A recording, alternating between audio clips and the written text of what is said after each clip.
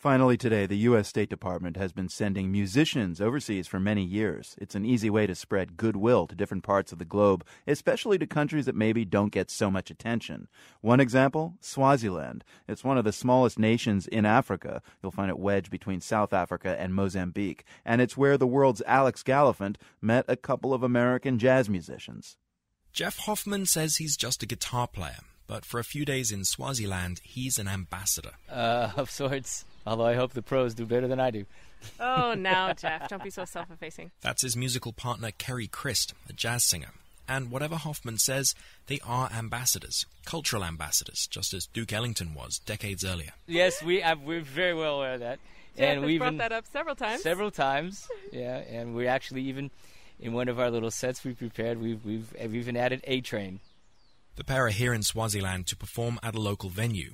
But the main focus is a series of workshops they're running with young Swazi musicians. Today, it's a group of female vocalists. You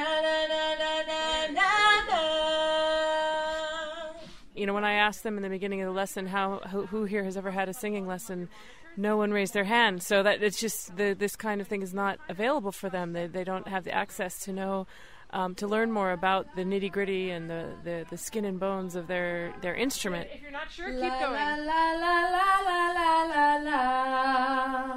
The music scene in Swaziland is pretty rudimentary.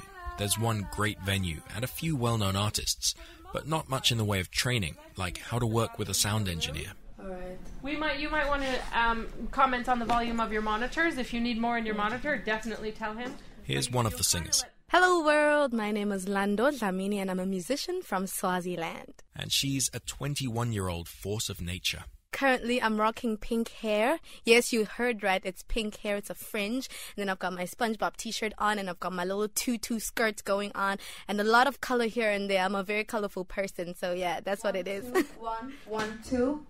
My name is Lando. Lando Dlamini has big plans for future stardom, so she's excited at all the information coming her way. How to sound check, work with a microphone, sound mixing, all the stuff you need to know if you're going to make it outside of Swaziland. I'm international, baby. I think I'll move overseas. At the end of the session, the Swazi singers join together for an impromptu song. It's improvised on the spot, and the two Americans join in.